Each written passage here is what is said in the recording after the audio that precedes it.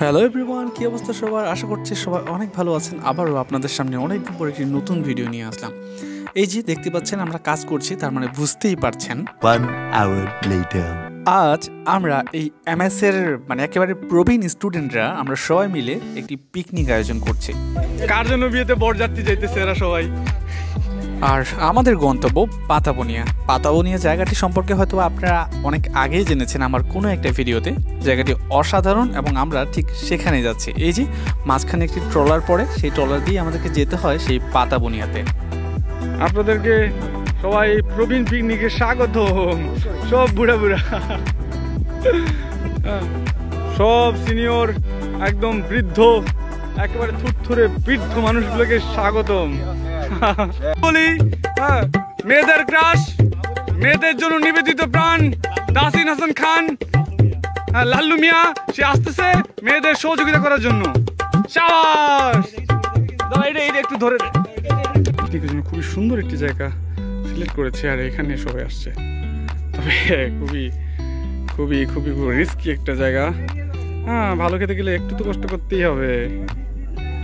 হ্যাঁ হ্যাঁ, কলিয়াপা আসেন আসেন আসেন, আপনার নতুন জুতা একটু ভিজুক, সমস্যা কি? আসেন আসেন। তাসিন, তোমার ভাবিগুলারে ধরে রাখো তুমি। তাসিন,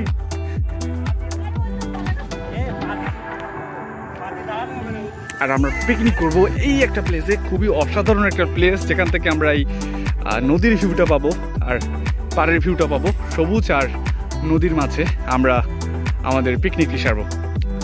তো দেখা যাক, আমরা খুবই এক্সাইটেড আমাদের এই জায়গাটি নিয়ে। খুব সুন্দরভাবে আশা করি পিকনিকটা হবে। আমাদের পিকনিকের বিষয়টি ছিল ঠিক এমন যে ছেলেরা কাটাকুটি করে সব কিছু মেয়েদের হলে পৌঁছে দেবে, আর মেয়েরা তাদের হলে রান্না করবে। যেই ভাবার সেই কাজ। মেয়েরা কি সুন্দর দেখতে পাচ্ছেন, তাদের হল থেকে আমাদের জন্য বিরিয়ানি রান্না করে এনেছে।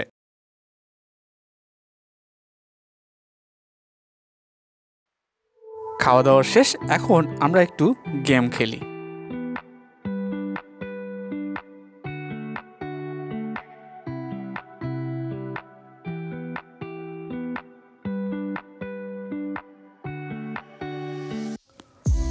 অনার্স লাইফ শেষেও আমাদের মাঝে এমন একটি বন্ডিং থাকবে আমি কখনোই আশা করিনি। তো আমি চাই এই বন্ডিং আজীবন অব্যাহত থাকুক, আর এভাবেই আমরা সব কিছু সুন্দরভাবে শেষ দিকে এসে শেষ করতে পারি।